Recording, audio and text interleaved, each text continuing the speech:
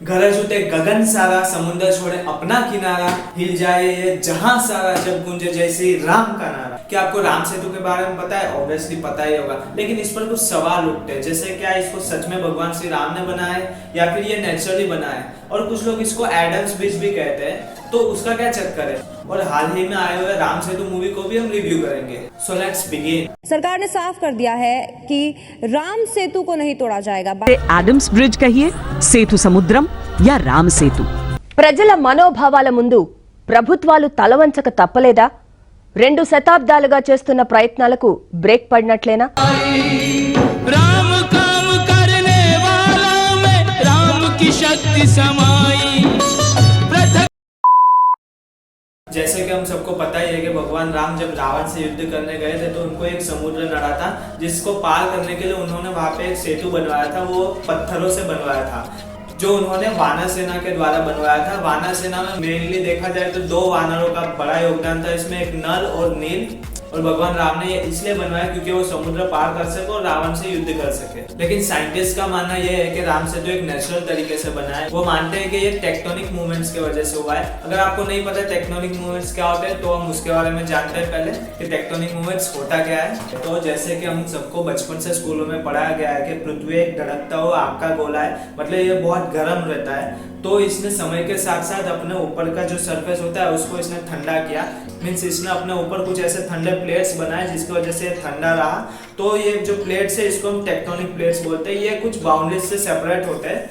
लेकिन जैसे हम जानते हैं पृथ्वी धड़कता हुआ आग का गोला, इसके अंदर की आग इतनी गर्म होती है कि कभी कभी इससे क्या होता है, ये जो टेक्टोनिक प्लेट्स होती है इसमें हलचल मच जाती है, ये एक दूसरे से कोलाइड करते हैं, कुछ जगहों पे खाली रह जाता है। तो पृथ्वी पर टेक्टोनिक प्लेट्स के हलचल की वजह से कुछ जगहों पर पहाड़ों का निर्माण हुआ, कुछ जगह पर ज्वालामुखियां फूटी, फिर सुनामी आई, अर्थक्वेक्स आए। ये सब चीजें टेक्टोनिक मूवमेंट्स की वजह से हुआ। तो साइंटिस्ट ये मानते हैं कि राम सेतु भी इन्हीं एक मूवमेंट्स का एक हिस्सा है। इसी टेक्टोनिक मूवमेंट्स की वजह से राम सेतु का भी निर्माण हुआ। तो साइंटिस्ट ऐसा मानते हैं। और इसको एडम्स ब्रिज क्यों कहते हैं वो भी हम जान लेते हैं। तो एडम क्रिश्चियनिटी और इस्लाम के हिसाब से इस दुनिया के पहले इंसान थे जिन्होंने उस ब्रिज का यूज करके वो लंका में यानी श्रीलंका के अंदर गए थे, जहाँ पे एक माउंटेन था, उसके ऊपर माउंटेन के पीक पे गए और उन्होंने 1000 साल तक पश्चाताप किया उनकी गलतियों का। तो जिस ब्रिज का यूज करके वो वहां पर गए थे उसको आज एडम्स ब्रिज भी बोलते हैं, और जिस माउंटेन पीक पे वो गए थे पश्चाताप करने उसको आज एडम्स पीक बोलते हैं।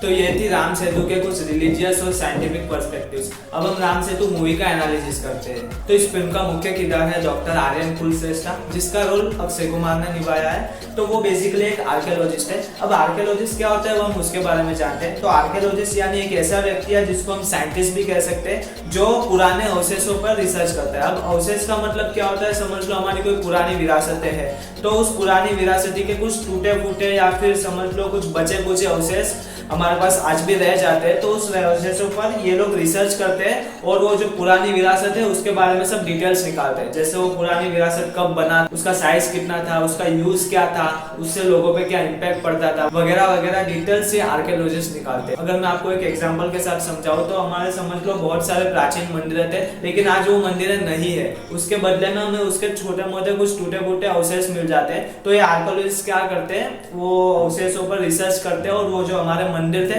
उनके बारे में सब डिटेल्स बताते हैं आज भी, कि वो मंदिर कितना बड़ा था, क्या साइज था, वो क्यों बनाया गया था, एक्सेट्रा एक्सेट्रा, वो हमें डिटेल्स बताते हैं। तो ये सब काम आर्कियोलॉजिस्ट का होता है। अब इसमें हीरोइन की बात की जाए तो इसमें 2 हीरोइन है, एक नुसरत भरूचा और एक जैकलिन फर्नांडिस।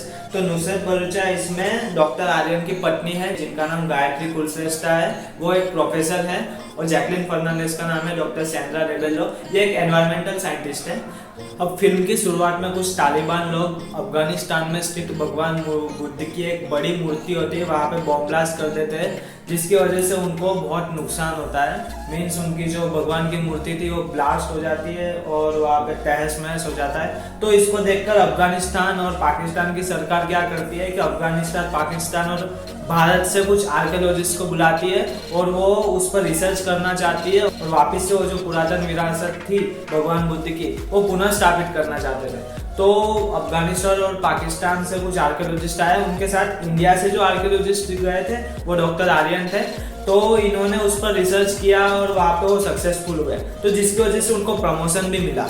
अब उसके बाद आता है फिल्म का मेन उद्देश्य। अब यहाँ पर एक प्रोजेक्ट की बात की जाती है जिसका नाम है सेतु समुद्रम। तो ये एक ऐसा प्रोजेक्ट है जो राम सेतु जो इंडिया और श्रीलंका को कनेक्ट करता है। तो ये राम सेतु को ये सेतु समुद्रम प्रोजेक्ट तोड़ना चाहता है। तो ये क्यों तोड़ना चाहता है इसको हम अच्छे से समझते हैं। इसका मेन उद्देश्य ये था कि हम पश्चिमी राज्यों से पूर्वी राज्यों तक जो माल सामान पहुंचाना चाहता है समुद्र मार्ग से शिप के थ्रू। तो ये जो शिप होती है इसको श्रीलंका से घूम के जाना पड़ता था। मीन्स वो भारत के नीचे श्रीलंका है उसको भी पूरा कवर करके घूम के जाना पड़ता था। तो ये सेतु समुद्रम प्रोजेक्ट ये कहता था कि हम अगर राम सेतु को तोड़ देते हैं तो इतना घूमने की जरूरत नहीं होगी, हम डायरेक्टली उस रास्ते से घुस जाएंगे। तो सेतु समुद्रम प्रोजेक्ट का मेन उद्देश्य ये था और वो ये दावा करते थे कि इसकी वजह से काफी फायदा होगा। अगर हम राम सेतु को तोड़ देते हैं तो वो ऐसा कहते थे कि शिप में जो तेल यूज होता था वो कम यूज होगा और टाइम भी जो ज्यादा लगता था पूरा घूम के जाने का वो टाइम भी कम होगा और फिजूल की मेहनत नहीं लगेगी। तो वो ऐसा कहते थे। एक्चुअली ये फिल्म थोड़ी रियल स्टोरी पे भी आधारित है। अगर हम रियल लाइफ में देखें तो 2005 की बात है, तब सेतु समुद्रम प्रोजेक्ट एक्चुअल में चला था जिसको यूपीए गवर्नमेंट से परमिशन भी मिली थी कि आप सेतु तोड़ सकते हो। तो इसके विरोध में कुछ पॉलिटिकल पार्टी जैसे मेनली हम आज देखें तो बीजेपी और कुछ और देश की प्रजा ने इसका विरोध किया कि अगर आप उसको तोड़ोगे तो हमारे धार्मिक भावनाओं के साथ खिलवाड़ होगा, ये हमारी एक धार्मिक संपत्ति है, आप इसे नहीं तोड़ सकते वगैरह वगैरह करके इन्होंने गवर्नमेंट का विरोध किया। और उस टाइम पे गवर्नमेंट की बात करें तो रूलिंग पार्टी कांग्रेस थी। नहीं टूटेगा, हम वैकल्पिक मार्गों पर विचार करेंगे, ये स्वागत योग्य है। फूंक फूंक पर टिप्पणी देनी चाहिए। जल्दबाजी में कोई टिप्पणी उचित इसलिए नहीं होगी क्योंकि ये मामला पूरी तरह से सब जुडिस है। We've been wanting this project to happen, and DMK has been fighting for this, and many parties in Tamil Nadu are fighting for it. People want the project to go through, and it's just not anything to do with any religion or anything. It's more than that. It's an economic development which we're asking for. तो BJP जैसे दूसरी political parties और देश की प्रजा ने मिलकर इसका बहुत विरोध किया। तब जाकर गवर्नमेंट को इनके सामने झुकना ही पड़ा और इन्होंने सेतु समुद्रम प्रोजेक्ट को रोक दिया। हम किसी भी हालत में जिसको आप राम सेतु करके हम मानते हैं वो किसी भी हालत में उसको हम तोड़ेंगे नहीं। इसके बारे में हमारी सरकार की भूमिका साफ है। पर राम सेतु को बचाकर देश के हित में अगर प्रोजेक्ट हो सकता है तो वो पूरी करने की कोशिश हम करेंगे। और मैं इसी महीने के एंड के पहले वहां जा रहा हूं और मुझे लगता है आप सबके सहयोग से कि यह मामला निपटेगा और सुप्रीम कोर्ट को हम ऐसा सोल्यूशन हमारे तरफ से सबमिट करेंगे जो सबको मान्य होगा। तो ये थी असल घटना जो रियल लाइफ में हुई थी। और ये जो सेतु समुद्रम प्रोजेक्ट जो है ये 2007 में रोका गया था। तो आप देख सकते हो 2 साल तक कंट्रोवर्सीज चल रही थी। तो ये सब चीजों का उल्लेख राम सेतु मूवी में भी दिया गया है, इसलिए ये थोड़ी फिक्शनल भी है और थोड़ी रियल लाइफ स्टोरी पे भी आधारित है। अब अगर हम फिल्म में आगे बात करें तो डॉक्टर आर्यन एक नास्तिक आर्कोलॉजिस्ट था, वो भगवान में नहीं मानता। डॉक्टर कुलश्रेष्ठ, आप धर्म और भगवान को नहीं मानते क्या? मैं धर्म, भगवान या ऐसे किसी भी विचार को नहीं मानता जिसका कोई प्रमाण ना हो। I'm a man of facts, history, archaeology. I believe only in things that can be proven. Okay, thank you.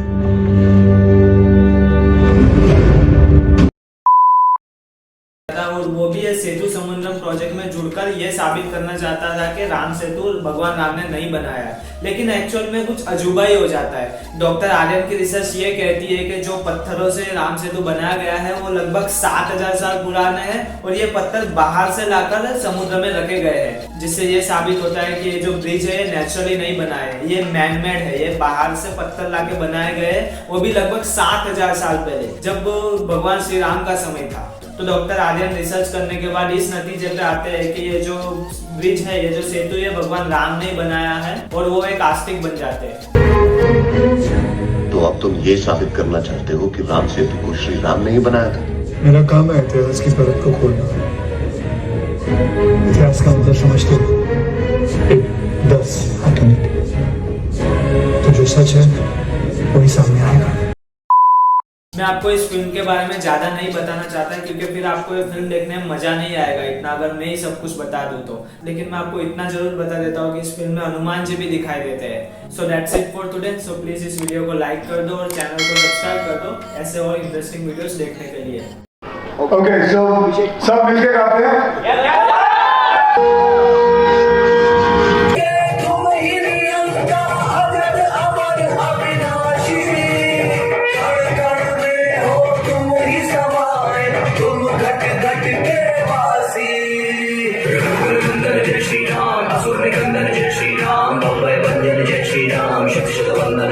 आए